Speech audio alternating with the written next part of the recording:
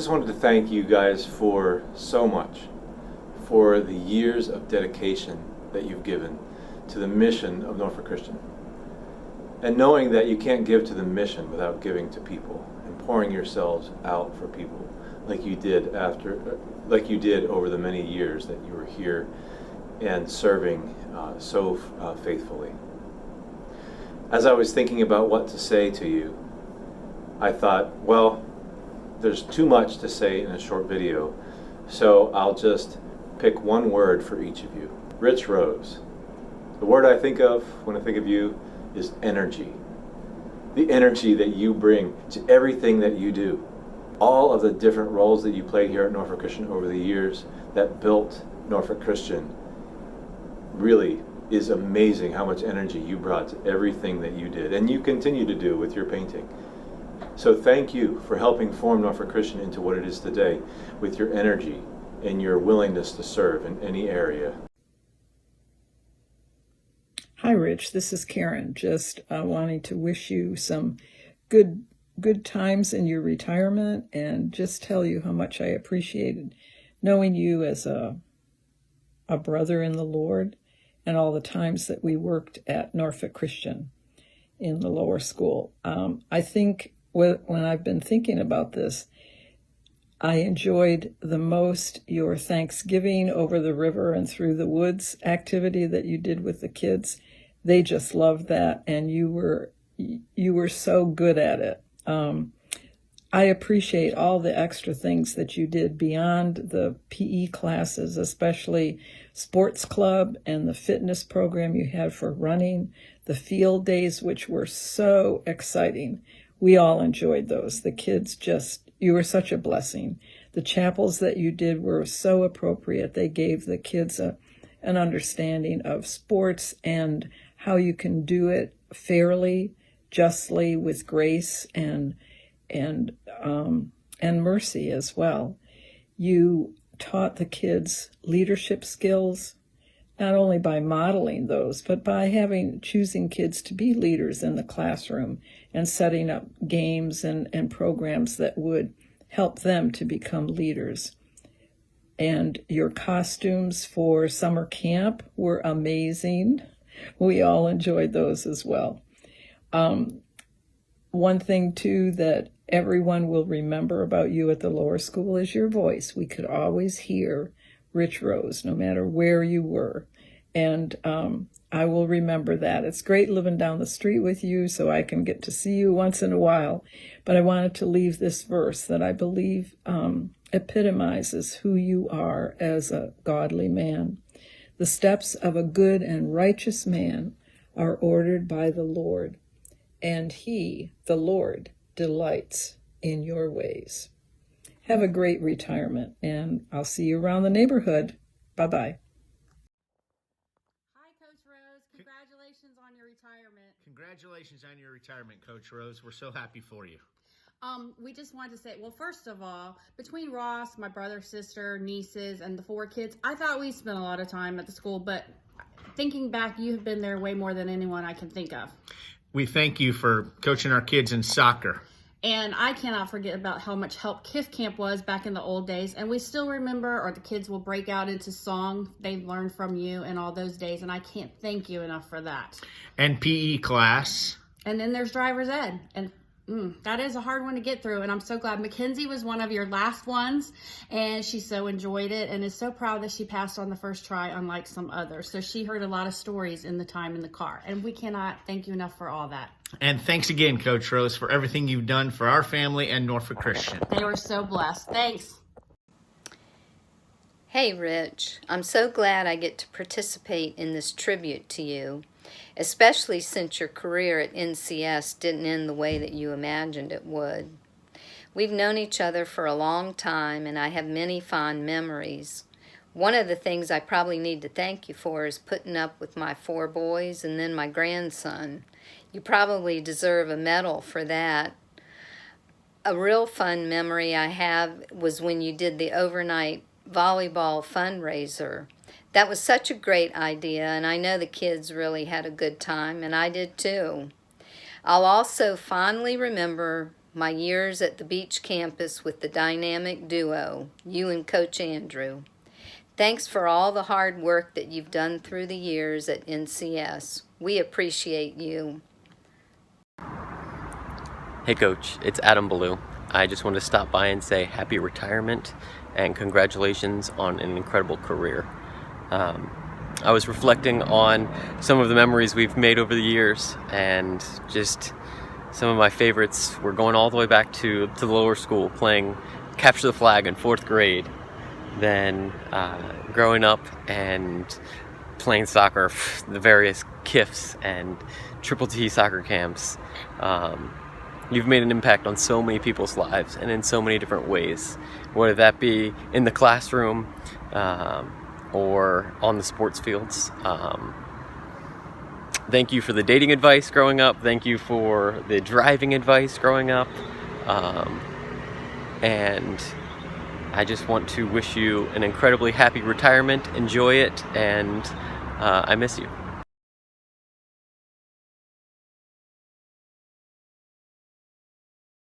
All right, how did I come to Norfolk Christian? It's all because of Steve Doyle. Steve Doyle was a good friend of mine at Hackensack Christian in New Jersey, and he had been up to maybe see our graduation or even speak at our graduation, and he had talked about Norfolk Christian, what a great school it was.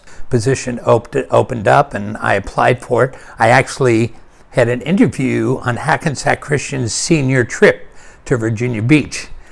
I was one of the chaperones, and I asked if I had permission to go to Norfolk Christian. Some of the things that impressed me were Charlie Schneider and Bob Miller, who were the two administrators at that point. And I remember Charlie saying, when we hire new teachers, we like them to stay with us as long as possible. So I figured 33 years probably suffices. So that's kind of it. I mean, Steve is still my best friend. We've been here for years together. We eat breakfast once in a while. So, you know, it was a big move for Dale and I. Dale was from an Italian family. They all pretty much lived in the same neighborhood. So I was the black sheep of the family for a number of years. Grandpa, every time we visited, would say, "When are you coming back?" And we didn't. So it was a good move for us.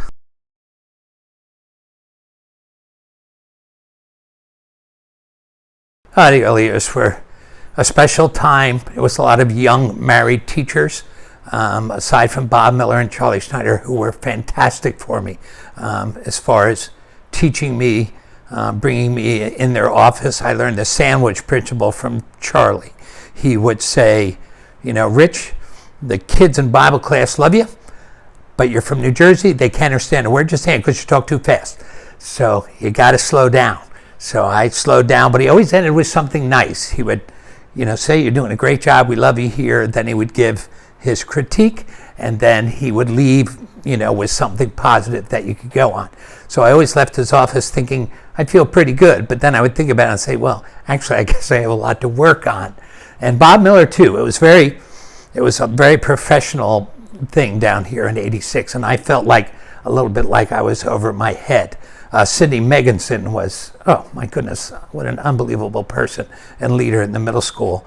A.B. Carlisle, Tom Balance, the Sue and Bill Stephanie came and helped Dale and I paint our house.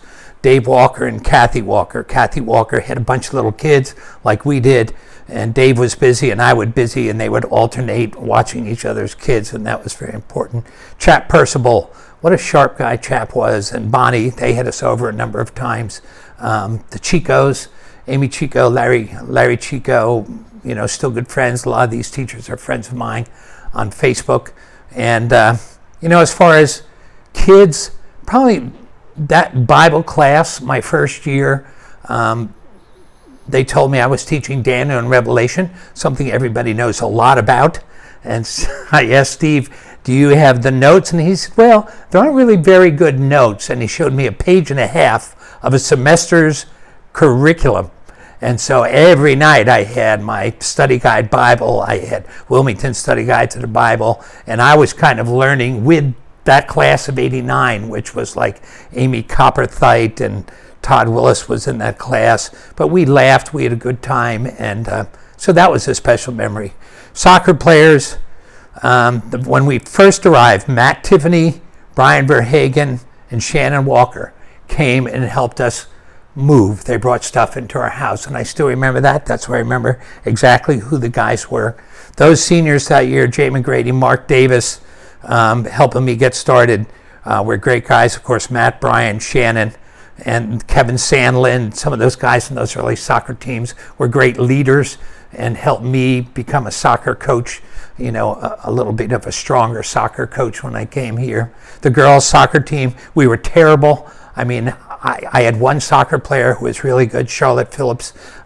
Kay Harvey was pretty good, but they were all special people. Stephanie Wilcox, Markey, Yvonne Morell, Kim Duckworth, two of the Weisinger girls. Eventually I had three Weisinger girls, Samantha Jen and Mary Virginia. I had four McNabb boys. The McNabb family was great with us at the Shenandoah tournament. So all those people in the early years, I think Jane Duffy, actually, I met her because I heard she was a soccer coach, so I recruited her to coach for me back in the day. And that's how I had met Jane and Tom.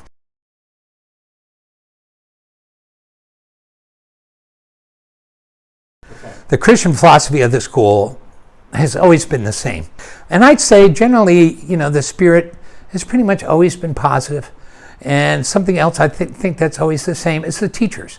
The teachers that come here know that A, they're not going to make a lot of money, but B, they have the opportunity to change people's lives. And that's what I think everybody, all these teachers that come, for the most part, they know that this is a mission, and that's the way I always looked at it. And you have a chance to be an impact on young people with what you say, how you act, you know, your demeanor, all that stuff it's just a great opportunity. And I think Norfolk Christian is way up here in the teacher category. You're talking about people that love the kids and love the Lord and want to demonstrate that and teach that to their kids. My philosophy of coaching, my philosophy of life, my philosophy of teaching is Colossians 3:23. And I use that in my prayer to the seniors. Matter of fact, I use a lot of scriptures that I use with them all the time anyway. Romans 8:28, Romans 8:31. But Colossians 3:23, do everything heartily as unto the Lord, not as unto men.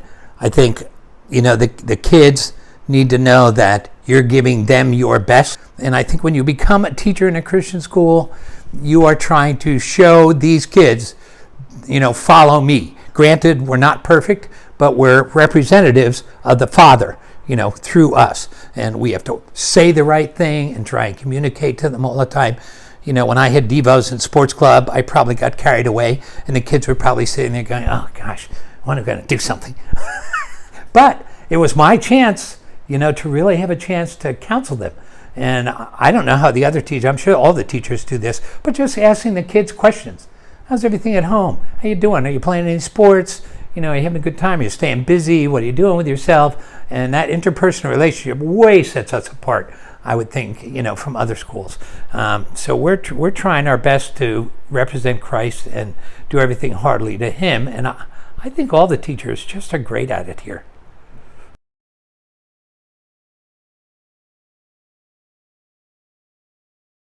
A couple of incidents that stand out. One was my son's senior year in soccer. Didn't have a backup goalie. Monday, we had a game. We didn't have any practice time, and we're walking over to the bench, and I'm talking to Morgan. Morgan, you're going to be playing some goal today.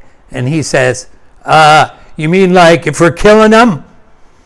No, you're going to be playing goalie. Oh, you mean like if they're killing us and the game's out of reach? Morgan, we don't have a goalie. You're playing goalie today. Oh, are you kidding? I don't want to play goalie. I'll never forget that. Well, that game, it was like Williamsburg Christian. We beat them 4-1. But the next game, after a couple days of practicing, he had a wingspan that was ridiculous. The guy was made to be a goalie. And we beat Nansman Suffolk at their place, and Morgan had 23 saves, and he became a goalie. But that was so funny, that conversation to me. Oh, here's another one. Steve Doyle would sneeze. And he was in the Bible class next to me when I had Bible. And the kids that had me for Bible would know I would stop class as soon as he sneezed one time. because he was good for 5 to 15. And we would count him. 2 in class. And of course, I used to bust Steve about that all the time. But he just kept going. Once he started, wait, everybody, shh. And then we would count him out. The funnest part of my job was I laughed every day. I mean, teaching lower school PE, watching somebody pass the ball and hit themselves in the head, or, tripping while we're doing something, and just the funniest things that kids say and do. And honestly, especially with pre-K, I wish I had recorded every time the pre-Kers came in. Before we did anything, I talked to them for 5 minutes, just because it was fun. I'd be saying, so what did you do this weekend? And whatever. And somebody would say, Christmas is just 6 months away. Oh, okay. I don't know what that has to do with anything, but thanks for sharing that. I mean, it was just so much funny. So much fun.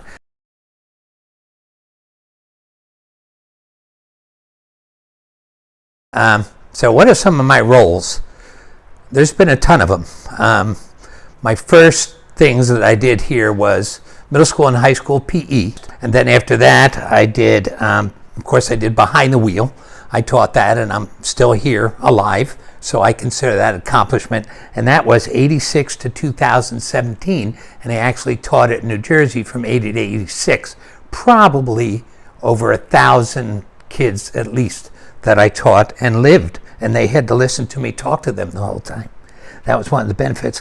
I developed the Bible curriculum. I taught that for 5 years, Daniel and Revelation, and I was just talking about that a little bit. I didn't know that much about Daniel and Revelation. I know a lot more now, which was actually kind of cool. I think I benefited from teaching that probably as much as the kids because of all the research that I had to do.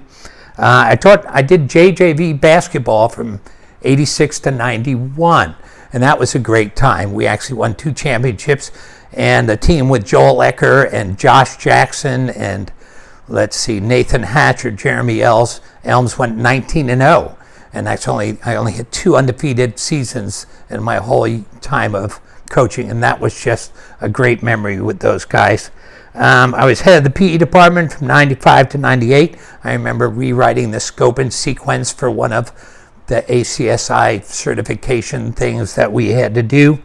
I was high school chapel coordinator from 95 to 2002, and that was really fun. I was the dating class teacher from 95 to 2006. When I tell people that, they chuckle. Honestly, that dating class I took very seriously because when I was a kid, I didn't have many guidelines. I was a nice Christian boy, and I wanted to make sure that these kids knew everything they needed to know. We talked about communication skills. We talked about relationships. We talked about love versus infatuation. We talked about what the scripture says. We talked about, of course, physical relationships, and that I took that very seriously. And I think the kids that were in that dating class probably they might remember my dating stories more than the content, but I think they probably remember that and hopefully took some of those points. That the one thing I remember really pointing out was the compatibility worksheet we had. There was 12 things, and I would say, you might think this is silly, and you can be opposites attracting personality-wise. One is a talker, like Coach Rose. One is quiet, like my wife. But as far as doing things together, and that way, compatibility is very important. I was a girls and guys varsity soccer coach starting in 86, on and off until 2013. And honestly, when I came down here, I had a couple championships with the boys teams up at Hackensack Christian, which might sound like it wasn't that big a deal, but the soccer was pretty competitive in New Jersey. And my first year with some of those guys I mentioned before, Matt Tiffany, we were terrible. I mean, and not only were we terrible, we got red cards and fights all the time, and they tackled hard and they hurt people. And I thought, this is crazy. I mean, I never worked so hard those first few years with those guys and those girls. I think the girls' first year were 2-10-1, and we played like Norfolk Academy's JV. Maybe not. I think we won 3 or 4 games. We beat Cape Henry a couple times, and we beat Peninsula Catholic a couple times. The boys got shut out 7 straight games. We were 4-12-1 end of the season. But then each of the teams, the boys went to 5-9-2. Then they went to 7-7-1. Then we went to 13-4. And eventually, I think 3 years later, we won the TCIS.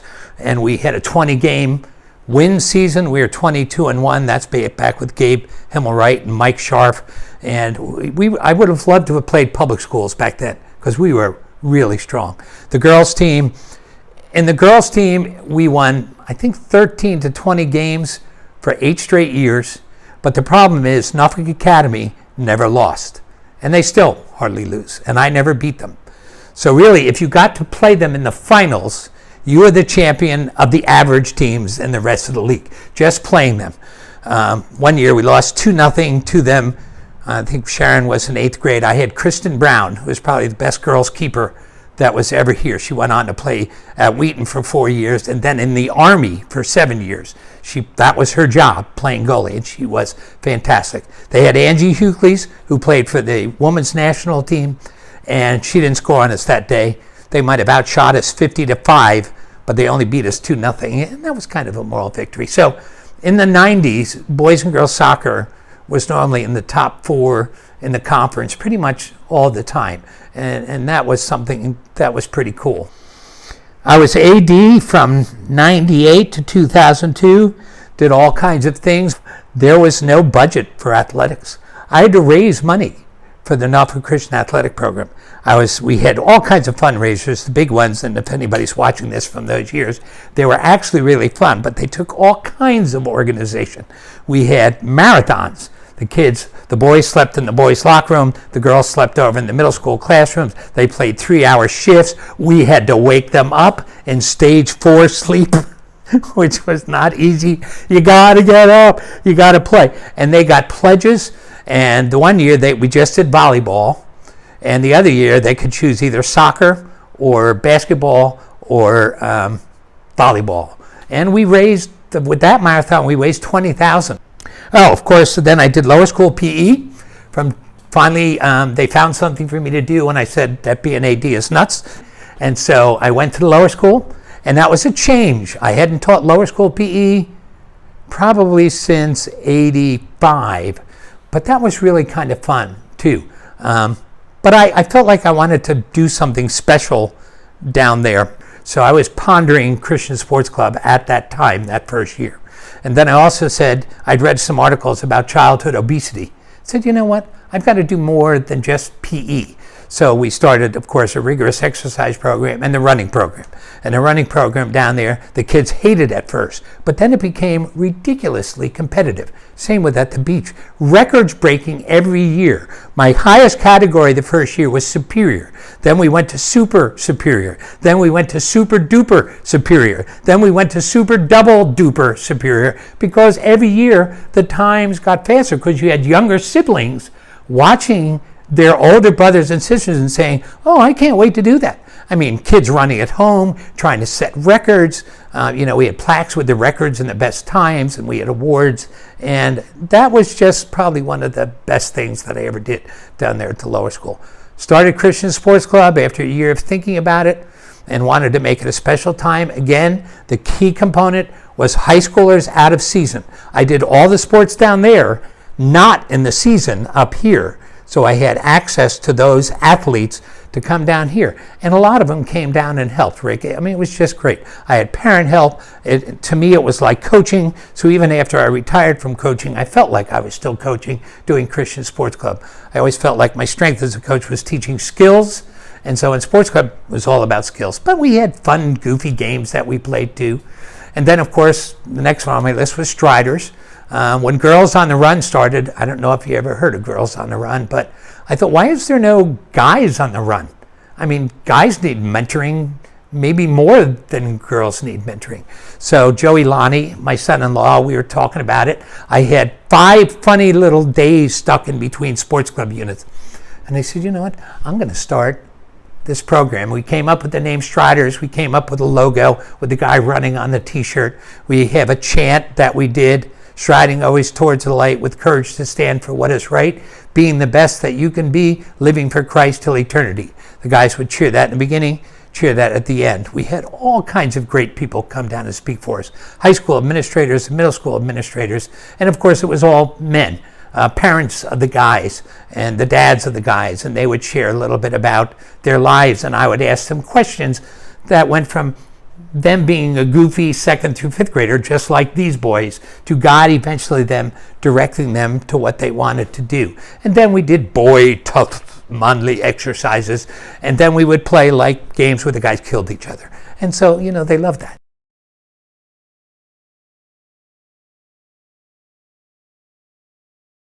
Of course, I started KIF, many of you know of, in 1988. Actually, Milt Ecker helped me develop that. And the idea was a low-pressure atmosphere. They're not competing. They're just learning the skills. So they're a little bit more ready when they can go and start to play youth sports. They're not overwhelmed. So that was the whole idea behind KIF. And I worked on it when I was going for my master's degree at Old Dominion. That's when I did a lot of developing of the program. And we just had I had so many, the high school kids that helped, it was good for them, it was fun, they grew up. We had shy people that learned they had to perform in skips whether they liked it or not. And we had outgoing people like Aaron Hatcher. I remember the very first time was down at the lower school. We had one week, it was called Patriotic Week. It seemed to make sense because it's a military area. And I charged $40 for a half day, I still remember that, and we had 40 kids. And I thought, oh, wow, we can do this. So I remember Beth and Melody Owens were working, Yvonne Morell worked, Tim Kupchak, I think, worked that week, and Nancy Rook helped me. And then I just kept adding weeks year after year. The second week was, I think, Country Western, and then we went to Under the Sea. Eventually we had 12 weeks of KIF. So the name KIF, I wanted something that was catchy. Julie Doyle was always good, and my kids at helping me do things. So KIF just kind of had a nice sound to it, and it actually was kids interested in fun and fitness. And then Julie Doyle said, well, that's too long. Why don't you just say kids into fun and fitness? And we had a nice logo with sports people on it, and the letters were something different in those early years. I think maybe David Harvey drew the design for me. I know David Harvey drew the design for the NCH soccer clinic too. So I like to use kids. And I used to go around and hand deliver. I'd bring one of my children with me, Jacqueline or Sharon, at churches downtown. We'd bring these camp brochures all over the place, put packets up all over the place. I had even famous people like Charlie Baumgardner as one of my counselors one year. Janet McAdoo worked with me. Nancy Rook, of course, worked with me. And just a lot of different people over the years helped out with KIF. So that was the story. Then we went to Winter KIF, and we did that for about maybe 12, 13 years. There was no upward basketball, and people wanted something to do in the winter. So the Saturday right after Christmas break was our first Winter KIF. And we had 3 weeks of baseball, 3 weeks of basketball, 3 weeks of soccer. And again, it was all volunteer, Norfolk Christian kids that came. I remember one time I had 20 high schoolers for one of our basketball sessions. I just called them up and they would volunteer, and they just liked to come help out. It was just the coolest thing. Of course, the KIF Camp theme song went like this, and it was catchy. And the girls, my daughters and I, made it up in the car on the way to New Jersey. It went, KIF Camp is the one that's right. And then the kids echoed it. KIF Camp is the one that's right. We sing it and cheer with all our might. They would echo it. We exercise to build our heart. Exercise to build our heart. So we can have a healthy start. We can have a healthy start. KIF kids, stay in shape, stay in shape. KIF kids, feeling great. And that became something that kids, I have kids message me adults in their 40s message me that they walk around the house singing the KIF Camp song or one of our goofy songs that we had. My senior year in college, my exit paper was an all-sports day camp. And that's essentially what KIF was. When I look back to those memories, it's exactly what I wanted to do with my life. I got to do exactly what I wanted to do. So that's the story of my life at Norfolk Christian. Meanwhile, 2 days later,